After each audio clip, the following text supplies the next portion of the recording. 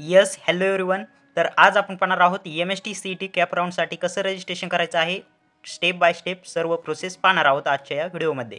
तर चला तर व्हिडिओला सुरुवात करूयात.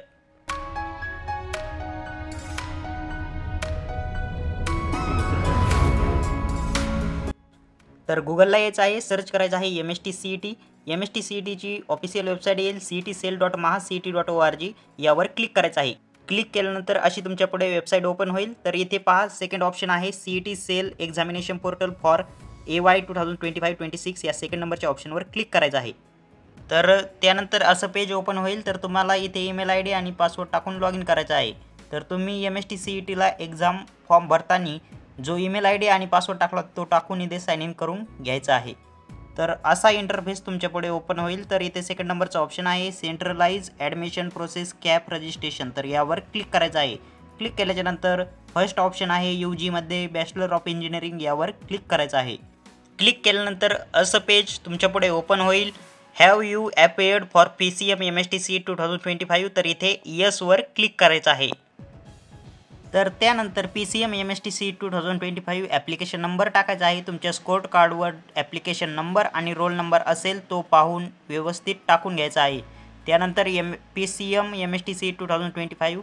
तर तुमची डेट ऑफ बर्थ टाकायची आहे शेवटच्या रकान्यामध्ये आणि चेक PCM CET डिटेल्स यावर क्लिक करायचं आहे. त्यावर क्लिक केल्याच्यानंतर तुमचा MST CET PCM ग्रुपचा रिझल्ट दिसेल. किती पर्सेंटाईल आहेत ते तुम्हाला दिसतील. त्यानंतर तुम्ही PCB MST CET 2025 एक्झाम दिली असेल तर येसवर क्लिक करा. त्यानंतर इथे खाली या. खाली आल्याच्यानंतर तर इथे तुम्ही पाहू शकता I have read all important instructions. यावर क्लिक करायचं आहे चेकबॉक्स.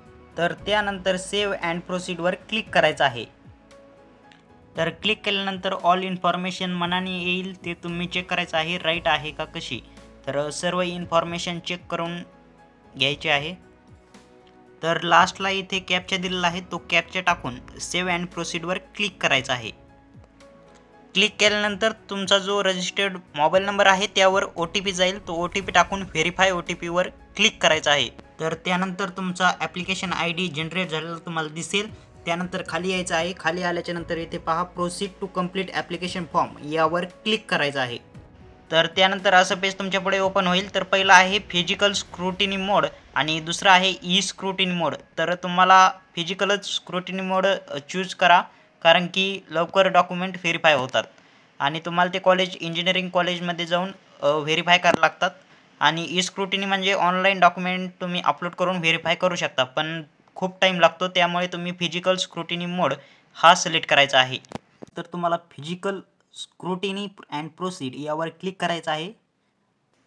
क्लिक केल्यानंतर इथे पहा एक नंबरला आहे डिस्ट्रिक्ट सिलेक्ट करायचं आहे तुम्ही कुठून आहात.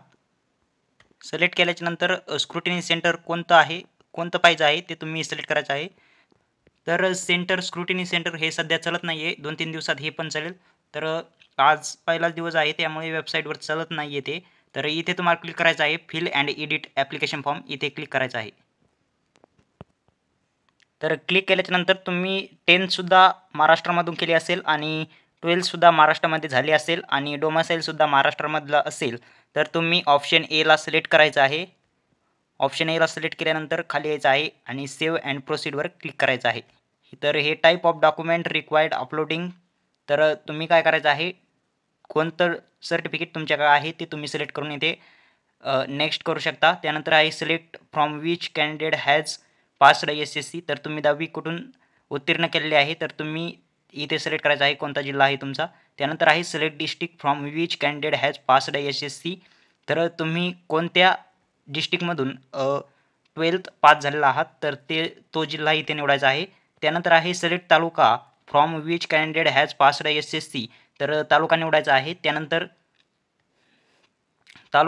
त्यानंतर इथे विचारलं आहे select category to which you belong. तर इथे तुमची कॅटेगरी सिलेक्ट करायची आहे आणि सेव्ह अँड प्रोसीडवर क्लिक करायचं आहे. तर त्यानंतर असं पेज ओपन होईल.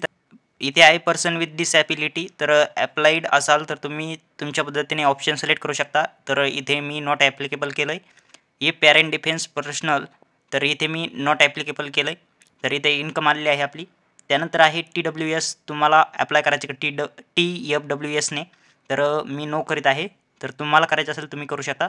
त्यानंतर तुम्ही ऑर्फन आहात का तर ते तुम्ही सिलेक्ट करायचं आहे. त्यानंतर आहे do you belongs to minority candidate type, तर बिलॉंग करत असल्यास येस करायचं आहे, नाहीतर नो करायचं आहे आणि सेव्ह अँड प्रोसीडवर क्लिक करायचं आहे.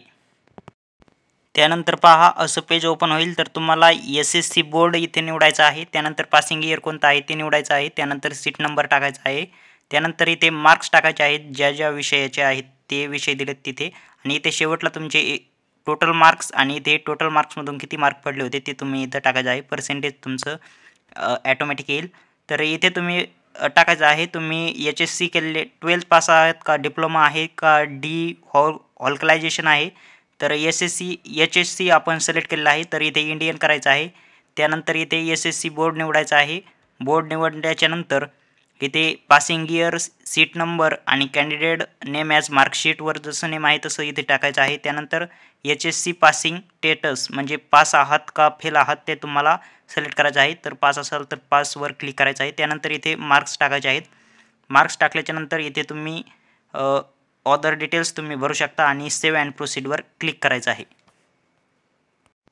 हे पहा नेक्स्ट असं येईल, have you appeared for JEE main 2025 conducted by NTA. तर तुम्ही JEE दिली असेल तर येस करून माहिती भरू शकता आणि नो केलं तर सेव्ह अँड प्रोसीडवर क्लिक करायचं आहे. तर त्यानंतर इथे असं पेज ओपन होईल. इथे तुम्हाला फोटोग्राफ आणि सिग्नेचर अपलोड करायचे आहे. अपलोड केल्यानंतर इथे पहा तुम्ही पाहू शकता अपलोड रिक्वायर्ड डॉक्युमेंट. तर डॉक्युमेंट अपलोड करायचे आहेत. त्यानंतर डॉक्युमेंट अपलोड करायचे आहेत. त्यानंतर आहे पे ॲप्लिकेशन फी. तर ॲप्लिकेशन फी नाही आहे, ज्यांनी MST CET दिली नाही त्यांच्यासाठी फी आहे. तर आपण MST CET एक्झाम दिलेली आहे त्यामुळे आपल्याला फी नाही आहे. तर त्यानंतर तुम्ही डायरेक्ट प्रिंट काढू शकता अपलोड केल्याच्यानंतर डॉक्युमेंट. तर असं तुम्हाला फॉर्म करायचा आहे आणि प्रिंट काढून ठेवायची आहे. तर चॅनलवर नवीन असाल तर चॅनलला सबस्क्राईब आणि व्हिडिओ लाईक करा. धन्यवाद.